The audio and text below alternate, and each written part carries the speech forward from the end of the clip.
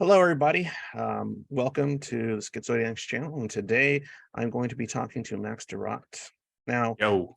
there we go. For those of you that don't know who Max is, they are a content creator that's been around for quite a few years. They cover a variety of subjects from Jung to alchemy to video games, in association to all those things. I mean, it's so goddamn much that you cover that it's really difficult at this point, in my opinion, to say like, oh, Max covers this thing, right? Mm. Because there's just so many things. But today, I'm joined here with Max because I want to discuss a couple of little topics. And as usual, I always tell everybody that listens to me, I am not a psychologist. I am not a therapist. I am just some loser on the internet that understands a lot about this stuff and reads about it a lot and wants to do what I can to help out some of the schizo peeps out there like myself.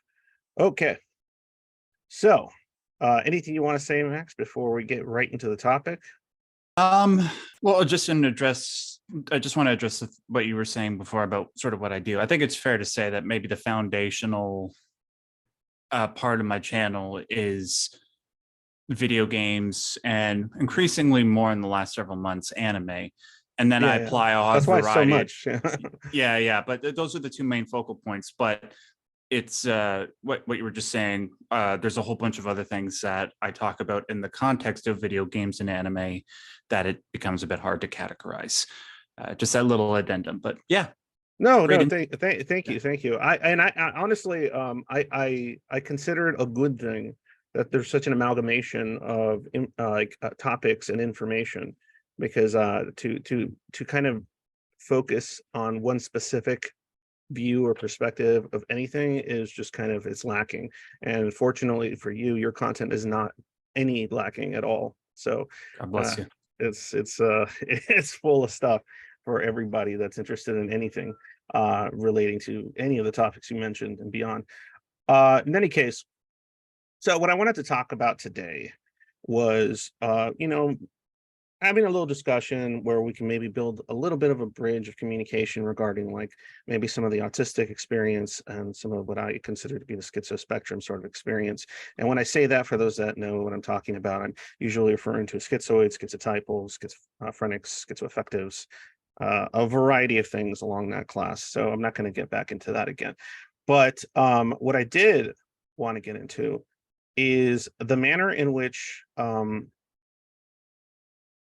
I just want your opinion on what the cognitive style, say someone in your case that's autistic, how does it reflect some broader aspect, in your opinion, about just the way humans experience the world? Like, what part of the overall kind of uh human cognitive experience do you think the autistic person is kind of more centralized around, that may differ from, like, say your average neurotypical person?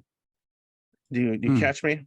Well, wouldn't it just be easier to say like what are the core differences, or maybe, yeah, like what are the core Yeah, I differences? mean, the core difference is absolutely, but like I like, here, I'll give you kind of an example. Okay. Like in the case of myself, right? My intuition, my intuitive way of thinking and experiencing life is stuck in this kind of default space of kind of meta narratives, symbols, sort of more abstract concepts and how they relate to each other. That's where my brain is, just like, as a default setting. Like, it's not Okay. like I have to sit there and go and think about it and philosophize, right? No, that sort of deal, like, or shower thoughts, as people call them, right? Shower thoughts, or stoner thoughts even, are just my default state. Mhm. And I have to actually make an effort to sort of pull myself away from that to kind of interact and be functional in the world. And even though, of course, in my case, I'm not dealing with positive symptoms or delusions or too much of that psychosis type situation, but nonetheless, the type of experience and pattern recognition that I deal with, and a lot of the people that I communicate with, is along those lines. So I'm kind of talking about Yeah. what that experience is like for someone that's autistic, based on your own experience, and as someone that is a content creator, and as well as people that you've spoken to and interacted with, and whatever you learned about it. Okay, I gotcha. Well, Yeah. off the top, what you were just saying there, I completely empathize with. If one of the main symptoms of autism is a tendency to hyper focus in on areas of interest, and for me and a lot of autistic people, when you do that, you tend to use your inbuilt talent for, like you said, for yourself, pattern recognition, constantly being focused on these things and having a hard time having people pull you away from that. Hmm. And because of that, there are certain keener experiences that can come as a consequence that maybe people who aren't as intensely interested in something would have. I've certainly had those types of experiences, for better and for worse. It's a benefit, it's a deficit. Aside from that, what else could I maybe speak to? Um, Well, Autistic people. Yeah, go oh ahead. no, I was going to say if you wanted me to like throw in some Sure, stuff sure. you could work with, and so I'm wondering, what do you feel like your ethics, values, and things like that are more intrinsically or intuitively tied to that place that is default and comfortable and where you like to be? And is there some kind of conflict that occurs that when your core, say, core values and principles and whatever you want to tie to it, your sense of ego even, right, is Right. tied to this kind of alternative experience and alternative relationship with a lot of aspects of how reality is essentially perceived and prioritized. You know what I'm saying? Yeah, I do Like, know exactly what you're saying. yeah, so Sorry, yeah, I can. that. Okay, so yes, I will say that because I had undiagnosed autism when I was younger, I well, that doesn't really necessarily lead into what I was about to say. Sorry, No, it's but okay. generally speaking, when I was younger, I tend to be a lot more rigid in my perspective of the world. I was basically incapable of entertaining other points of view outside of my own. This was a consequence of the fact that when I was younger, I grew up a Christian and I took the doctrine very seriously. And Mhm. anything that sort of contradicted that worldview, I tended to attack, not in a cruel way, but just sort of combat because I felt like the morally righteous person. Thankfully, things weren't so bad that I got into trouble. It was Mhm. just that's how I felt on the inside. However, as I grew older, especially around the time that I started my YouTube channel, I found that my attitude sort of went in the exact opposite direction. Instead of being completely unopen, I was open to everything, and probably too open, considering that I talk about a wide variety of crap on my channel, which thankfully has worked out. But you know, it is what Definitely, it yeah. is. Um, does that answer your question? Like about Yeah, that? well, it definitely answers a good portion of it. Okay. Like, so the reason I bring it up is because it you say that it makes you had said something poignant, and then I lost it for a second.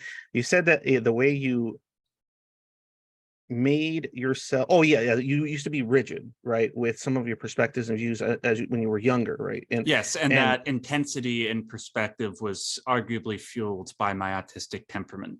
Yes, and that's the important point right there.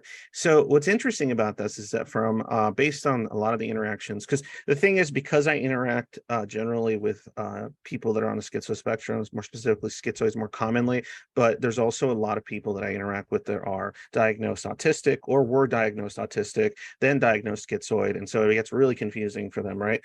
Because of some of the overlapping features, which are like behavior wise, externally seem similar sometimes, but internally are just vastly different, right? Mhm. And what they tell me is that a lot of times when they grew up in homes or where there was some kind of rigid hierarchy or a belief system in the home, Catholic, Jewish, Muslim, whatever, right? And that person is autistic.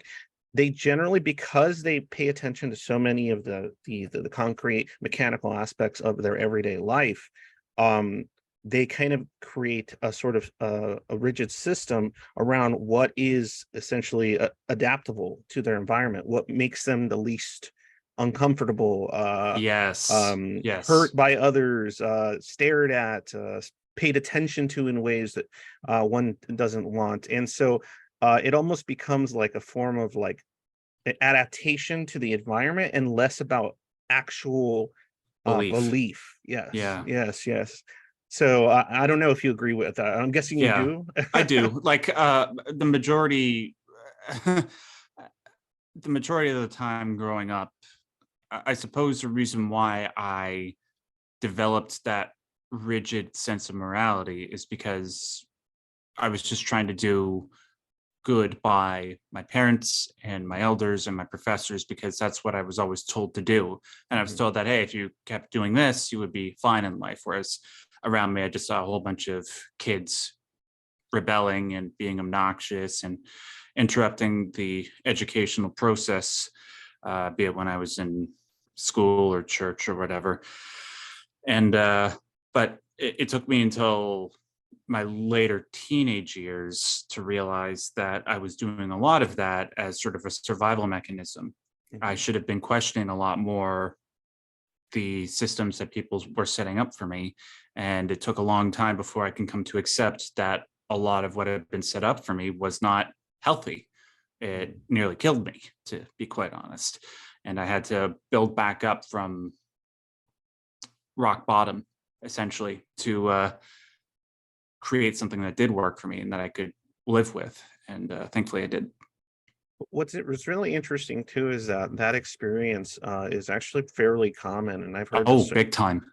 No, It's well, horribly common. but your experience on your neck of the woods, the autist neck of the woods, on the schizo neck of the woods, very similar experience when it comes to growing up in a rigid sort of hierarchy sort of environment, especially it's religious in some way, and there's like strong moral systems that are being imposed upon the child. Um, that sort of stuff, the way it manifests is oftentimes different. When I've talked to a lot of schizoids that have grown up in those kind of environments, they adapt to it in similar ways, right? Just to survive and get around, because a lot of this, they're seeing a lot of the things that are kind of wrong with it, and then just kind of using like a almost intentional cognitive bias to like just like it's almost like you're reinforcing that bias because you don't want to like stand out Yeah. or be a variety of reasons why somebody, and then eventually this kind of almost rebelliousness goes into overdrive, usually during the late teenage years.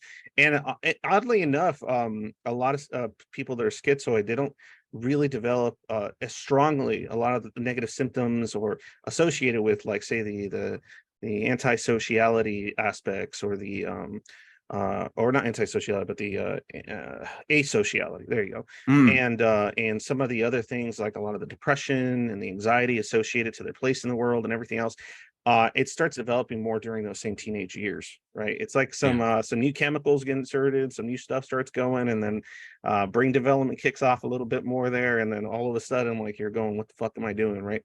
um but I want to move on to a different portion of this that I Sure. think uh because obviously we got our window here, the theoretical evidence. Okay, yeah. So I wanted your opinion on what you think, like, whether historically or otherwise, or more contemporary wise, what do you think some of the contributions from, like, people that are on these kind of alternative cognitive spectrums bring to humanity? What sort of stuff do you think that they bring to the table, even if, like, say, the average society doesn't recognize them as being different in that way? Maybe they'll label them things like eccentric or odd, right? Everything from, scientists to artists. And I'm just curious what your thought on this, like, how, maybe if you want to focus more specifically on autism, has had an impact on, Hmm. like, human progress or technology or anything like that. Do you have any thoughts on that? Innovation. Innovation. Absolutely. No matter what field you look at, you will inevitably find autistic people somewhere near the top, if not at the very top. It's because they have that alternative neurological basis that they can find new territory for something that's pre-established to expand into.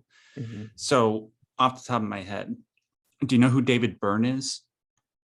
The name sounds familiar. Just recap. What about Maybe the Talking odd. Heads? Oh, okay. I know Talking Heads, but Yeah. yeah. But the audience might not know. But I do know the Talking Heads. But Okay, sorry, go ahead. so the Talking Heads is arguably the biggest new wave band of the 80s, and they were headed by a guy named David Byrne, who has Asperger's syndrome, modern known today as autism spectrum disorder. High And if you listen functioning to, autism as well. That's what they like to call it. Yeah. yes, Yeah. that's more accurate.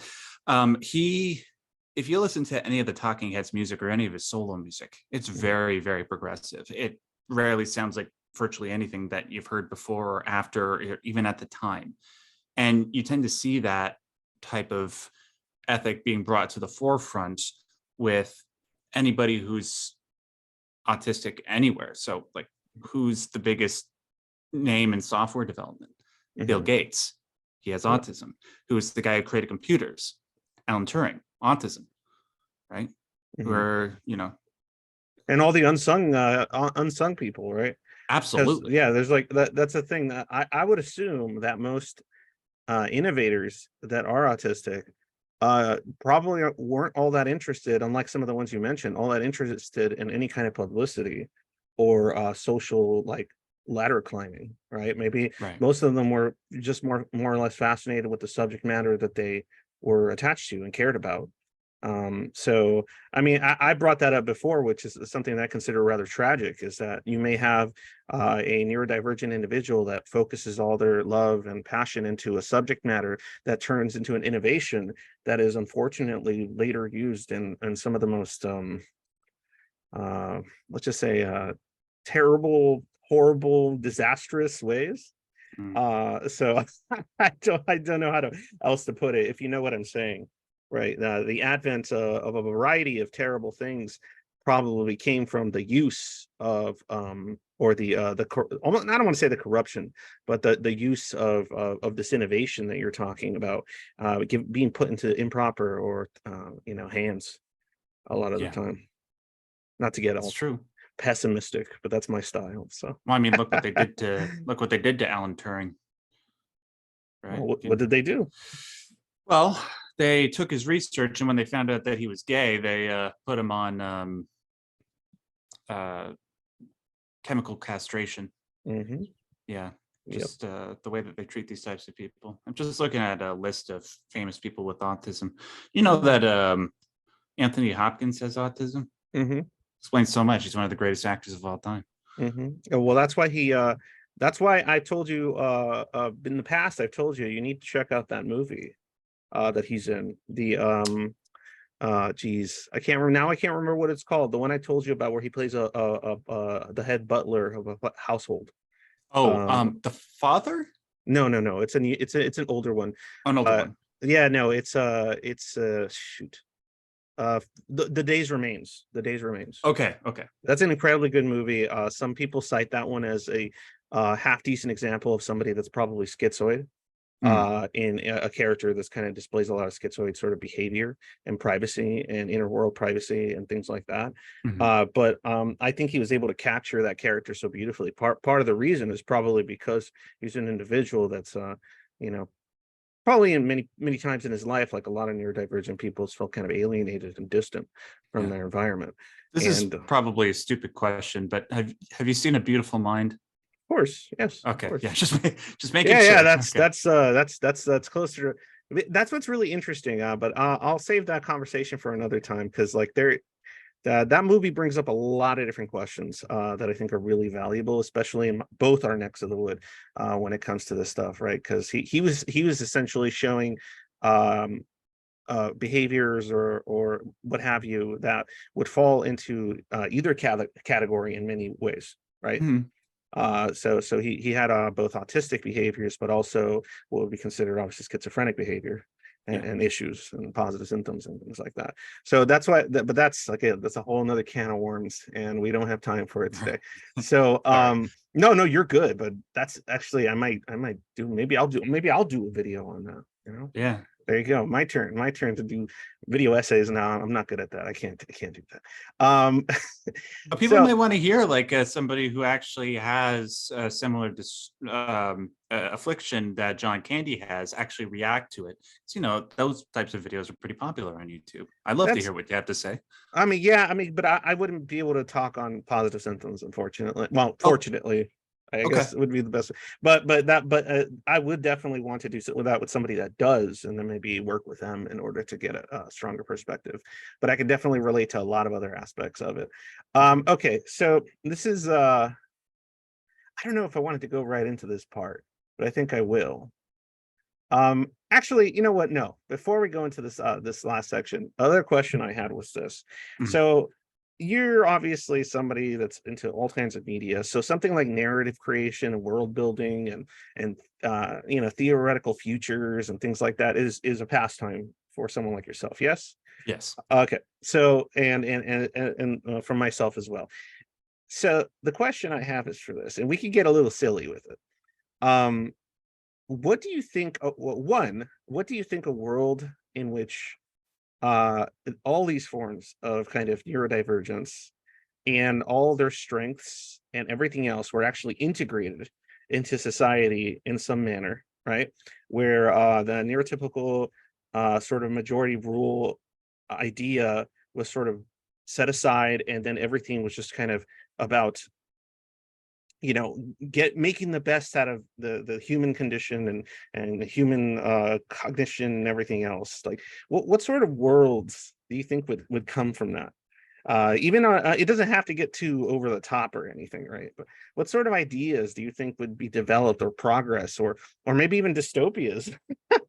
Right. Well, interestingly enough, the first thing that came to mind was a dystopia. Did you happen to see the video that I put out last week on an anime called Ergo Proxy? I've watched Ergo Proxy. I did not watch your video on it yet. Okay, well, fine. So with Ergo Proxy, in that society, it's this dystopian society that takes place 5,000 years in the future. It's after a huge ecological environmental fallout, but humanity has managed to get back to a point where they were prior to that, and even greater. In the society, people's productivity and happiness are maximized because everything is set up in such a way so that when they're born, they can be optimized to have the best life possible. Mhm. And as you see in the anime, virtually everybody's happy. But that leaves the question as to what degree free will or the illusion of free will plays in it. It's like, how can you have a society like that that also accommodates for inherent human irrationality? And Yeah, that's sort yeah. of the equation that I was trying to figure out in my mind when you asked me that question. It's really hard to say. I don't know. It basically just Yeah. comes back down to like, what are the basic things that you can do to accept autistic people as the way that they are, Mhm. minimize the negative things that you know that they do. Everybody does negative things, Mhm. and maximize the positive things. And I And have then some ideas, but and, as and far as and like a that perfect gets dodgy, society, right? Because that's super subjective as well, and all that, exactly. right? So that's interesting, because like what you said there did remind me of an older video that you put out regarding your analysis of Lane. Oh yeah. And it reminded me what you said right now about like how do you achieve this level of happiness without sort of these other components that are part of the human condition that make up what a human is. And if you remove those components, like what are you left with? Is it human? What's happening? And so that kind of reminded me a little bit about some of what you said pertaining to Lane, what it says kind of about the relationship to the body, right? To Yeah, the that would be body. even more terrifying if the if the dream of the villain in that anime actually came true, because you wouldn't even be safe inside your own head, like with Ergo Proxy. Yeah, exactly.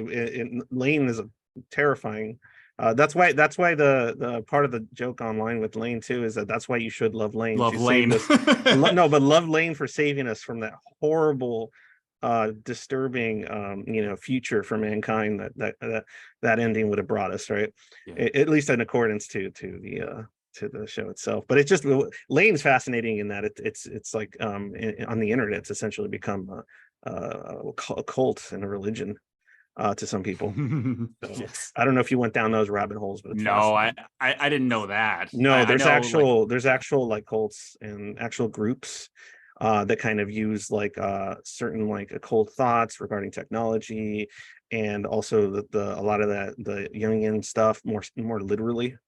oh And God. so it turns into like an interesting thing. There's like small groups of people that essentially like, yeah, they follow like they consider Lane a symbolic or a goddess essentially in a very real way, and that the way the world is basically developing is more proof that whatever was shown in that series as well as the PS1 game was more than just sheer dystopian make-believe, but prophecy itself. It's like interesting stuff.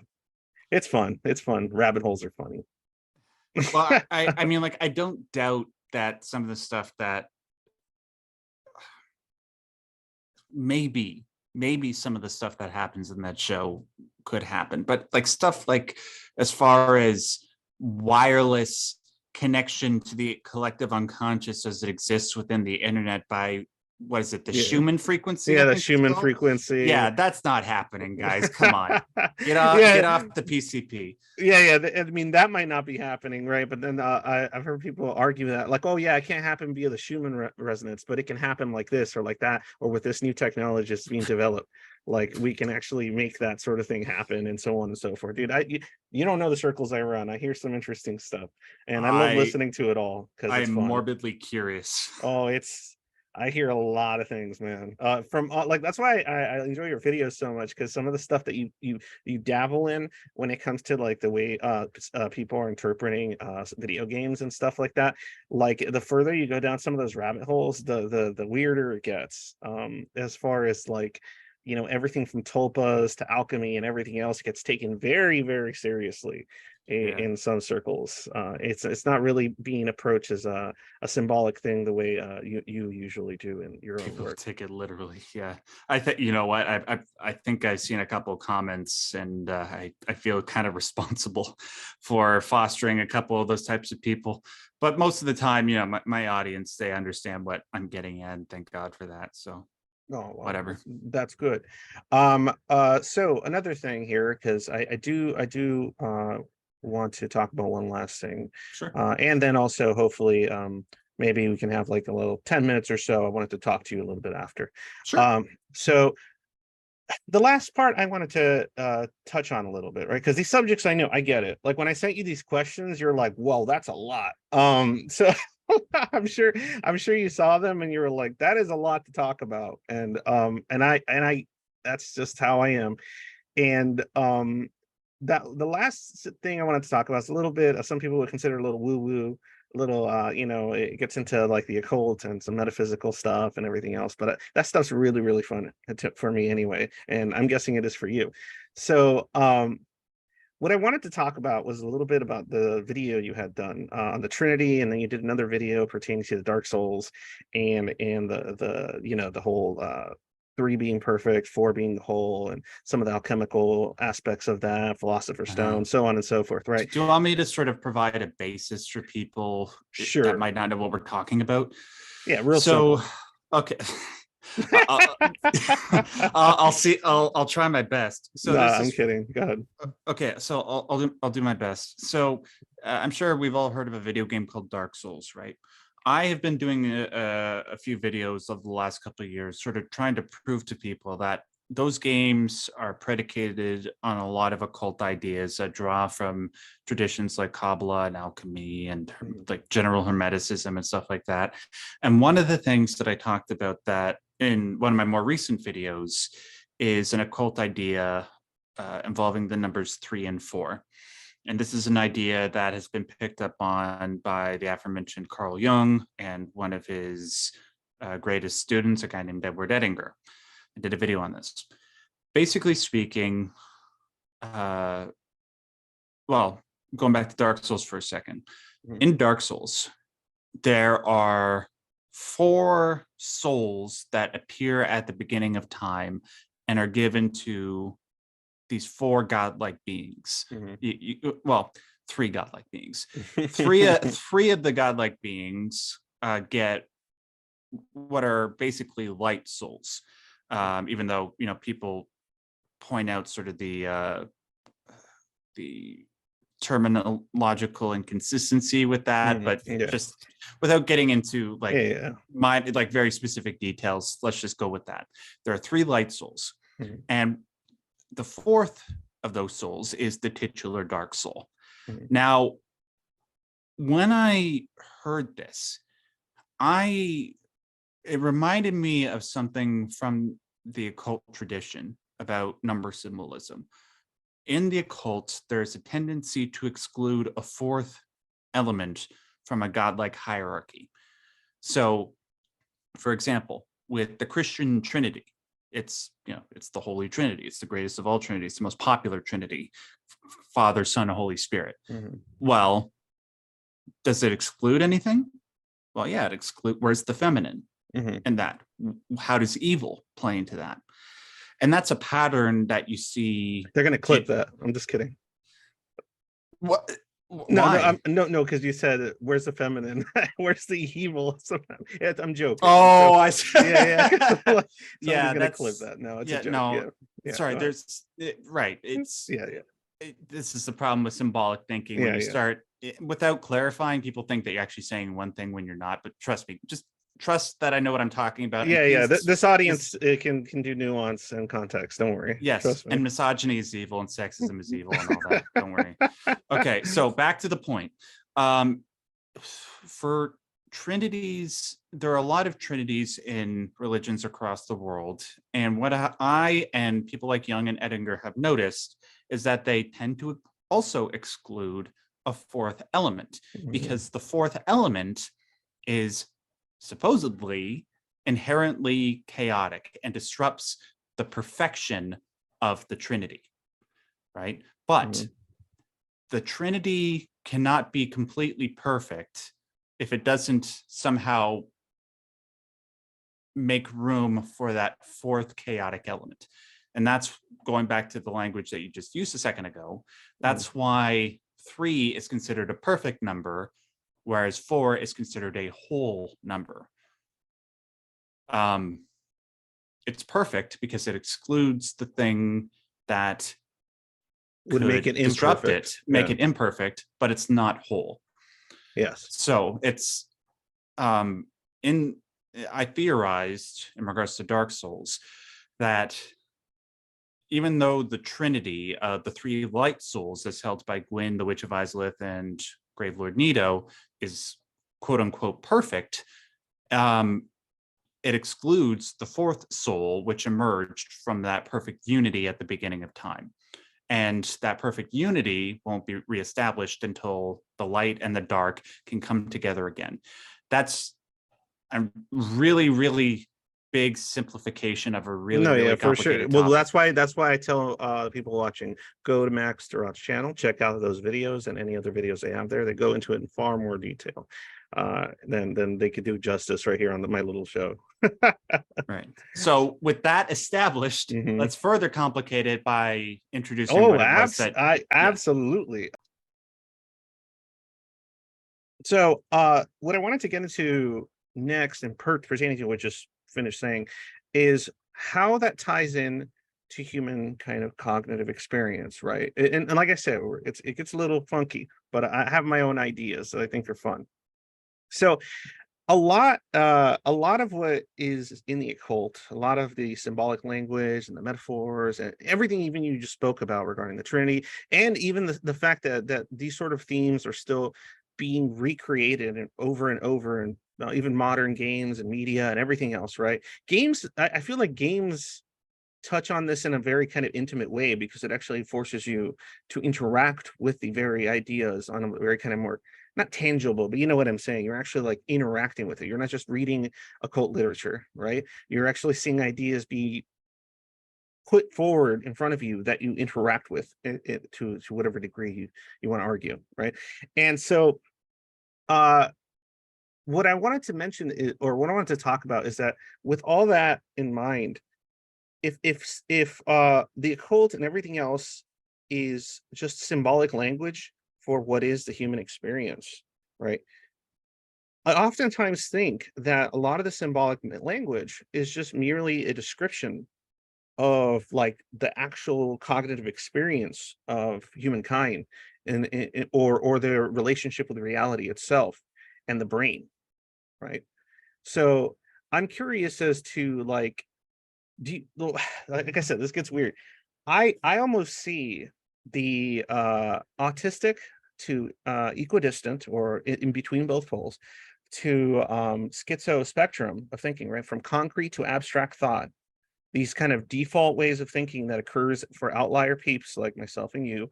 And then you have the vast majority of people that are somewhere in that mean, right? They're not outliers as far as when it comes to this cognitive experience, right? It almost feels like they're 3 points themselves, right?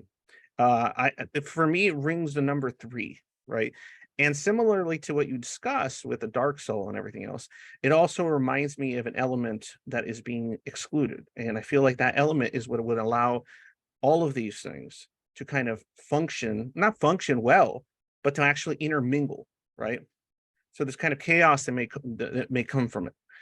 If these things were to intermingle in a more like consistent way, right? And then if you could arguably thus produce that philosopher's stone, that fifth element, or what have you, right? It's kind of a wacky idea. I'm just curious what you think about that sort of meandering of mine. I don't necessarily think you need to use Dark Souls to Oh no, of course not. right to justify that. I mean, from what I understand from the scientific literature that I've read about this, our brains are predisposed to operate on the basis of chaos and order. Mhm. And I don't think it's controversial to say that people exclude chaotic elements in order to create a more perfect order. Like we build walls and build houses with locks on our doors in order to keep predators out. That's protecting our order. However, not everything that we deem as chaotic is bad. Sometimes what we deem as chaotic can be very good for us. It's like the Like alchemist. love. Yeah. Yeah. It's like the alchemist said, like in sterquilinis invenitur, in filth it will be found. And what that means is that oftentimes the things that you need the most will be found in the place that you least want to look. Right. So Yes. I don't think it's woo-woo to necessarily say that the autistic or schizotypical person would be considered the good chaotic element. It might be more woo-woo to say that, like, if we were to try to bring number symbolism into it somehow. Yeah, of course. Yeah, and I just talk about it in the context of fiction. It's not necessarily an expression of my belief, although it No, is no, of interesting. course, of course. That I'm not saying it is. Oh no, I know you're not. I know you're not. I'm actually just trying to justify and legitimize what you said. Thank you. But on the whole, I think it's, if you just base it on the common notion of chaos and order, I think it's fine. What's funny too is that actually popped another fun little quick idea in my head, was that if autism is often defined as a hyper focus on order, right? That's how a lot of people perceive it. Specific types of order, or order within specific interests or special interests or what have you, right? Order, categorization. Sometimes people like to call it mechanical in nature, thought, blah, blah, blah. There's a lot of problems with that in and of itself. But what's interesting is that if schizo spectrum thinking is that which oftentimes delves into chaos in a variety of ways, and thus like that's why a lot of if I wanted to name historical figures that were on my neck of the woods, we'd be talking about Van Gogh, and we'd be talking about Frank Zappa's, and like you'd be talking about the highly experimental reclusive starving artist type figures, right? And things like that. But so I wonder if that's part of the reason it's been such a difficult path for, say, that side of the fence to find any kind of easier social acceptance of any kind, right? Like I don't know if it's part of what makes the path that much more difficult, at least on a wider scale, to be, say, seen as more of a difference in neurological experience and not like a complete deficit. And and oftentimes we're anyone on my side of things just considered to be ill, right, or crazy, or what have you. Those types of words are generally more associated, I feel, especially now, obviously, to say schizospectrum people than autistic, only because I feel like if autism has a sense of order, it's not as threatening to them, to what is there, what exists. I don't know. It's just a thought. Maybe if the worlds were more inclined towards symbolic thinking, or maybe if we lived Yeah. in the East, maybe. So the culture, of course, that makes sense. Yeah, like, because I don't think Western culture is necessarily predicated on those ideas. I think Western culture, it tends to focus more on pushing out the unfamiliar, which I think there is not necessarily bad, because there is a case to be made that you want to try and create a more perfect order, but there's consequences to that. Whereas with the East, they're more inclined to, at least on the basis of the Taoist system of yin and yang, they might be more inclined to not view things in terms of good and evil, but that comes with its own benefits and deficits. Maybe it makes them more open and more vulnerable, but I don't know. I'm just speculating off the top of my head. No, it's just interesting because, like, if that's the case, that just kind of feeds right back into the idea that a balance is what is required, right?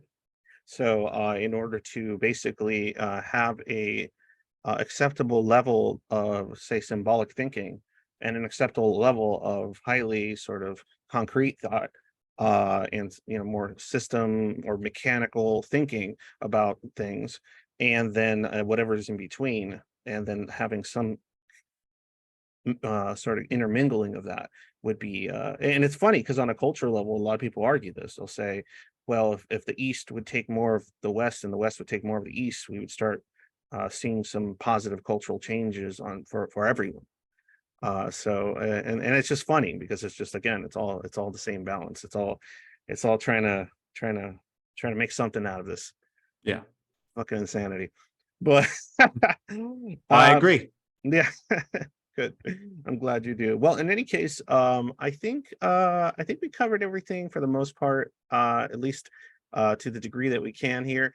And is there anything you wanted to mention? I'll, of course, I mean, not that you need me to, but I'll of course put a link to your channel and everything under my own for the video and everything. But is there anything you want, any last words or anything you want to bring up before we're kind of done with this? Honestly, no, dude. I think we covered everything pretty thoroughly. I would just say, if you haven't played Dark Souls, go play Dark Souls. They'll change your life. The first one. That way, don't start with Bloodborne like I did, because otherwise you'll want to I love Bloodborne. off yourself. Yeah. No, I'm just. I mean, No. no, look. Bloodborne is an awesome game. It's just not the right Souls game to start with. It's too depressing for you. Too nihilistic. Too hard. It's too hard. Oh, that's what you meant. I thought you were talking about. See how my brain works. It's okay. Like but you know what I mean. Like, you're describing the mechanical experience of the game and its difficulty, because it's way fucking harder than Dark Souls. And I'm over here talking about, like, my brain automatically went to, like, the symbols and ideas that it builds up, and the nihilism that it creates, right? Like, inside your mind, no, that love crafty and insignificance. Yeah, no, don't get me wrong. Bloodborne is a masterpiece. I'm just saying, if you're not familiar with the Souls genre and you're prone to anger, like I can be when I'm playing certain video games, don't start with Bloodborne. Start with either Demon Souls or Dark Souls. I'm sure it kind of probably kept you off the Dark Souls train for a while after your Bloodborne experience. Yeah, it did. I'm the person who does the art for my channel, Eliza, she was the one that got me into the franchise, and she said, start with Bloodborne. Oh no. I'm still giving her crap for that. Oh, hilarious. All right, well, thanks a lot, Max, and I appreciate you taking the time to do this. And Yeah, thanks to sorry that- anybody listening. Oh, go ahead. Yeah, Sorry. sorry that it took so long, man. Oh, you don't have to apologize to me for anything. You just keep making that badass content you do, okay? Hey. All right then. Peace out, guys.